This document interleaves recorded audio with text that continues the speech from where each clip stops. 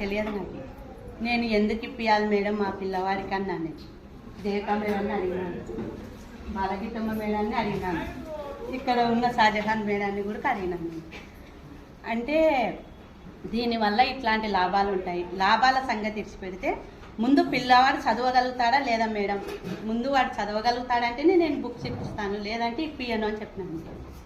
అప్పుడు షాజహాన్ మేడం ఉండి ఒక్కటే మాట నాతో అన్నారు, ఖచ్చితంగా నాగేంద్ర చదవగలడు, నేను ఖచ్చితంగా నేర్పించగలను, ఇక్కడ మా టీచర్స్ కూడా బాగా చెప్తారు, మీరు ఇప్పించండి ముందు అని అన్నారు. ఆ నమ్మకంతోనే నేను బుక్స్ ఇప్పించడం జరిగింది నాగేంద్రకి. కానీ ఈరోజు బుక్స్ ఇప్పించినందుకు నేను చాలా గర్వంగా ఫీల్ అవుతున్నాను. మా నాగేంద్ర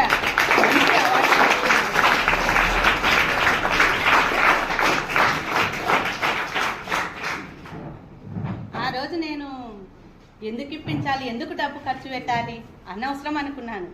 ఈరోజు ప్రతి ఒక్కరూ నాగేంద్ర పాస్ అయినాడు అని నలుగురు కూడా మాతో అంటూ ఉంటే ఎంతో చాలా గర్వంగా అనిపిస్తుంది. ఈరోజు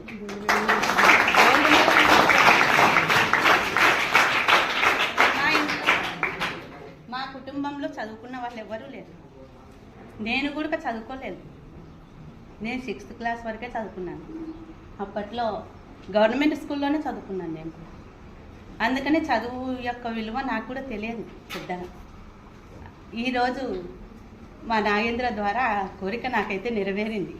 నాకు ఎంతో సంతోషం.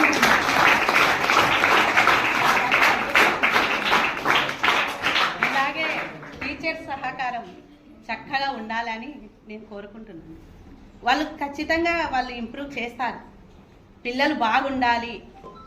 షాజహాన్ మేడం కానీ అందరూ కూడా టీచర్ వీటి వల్ల ఏం ప్రయోజనం ఉంటుంది, మళ్ళీ ఇవి ఇప్పిస్తే బాగుంటుంది అంటే ఎప్పటికప్పుడు వాళ్ళు మాకేమైనా డౌట్స్ ఉంటే కూడా వాళ్ళు చెప్తున్నారు మాకు. మేము ఖచ్చితంగా వాడు రాయగలడు, చదవగలడు అన్న నమ్మకాన్ని కూడా వీళ్ళు మాకు అందించినారు.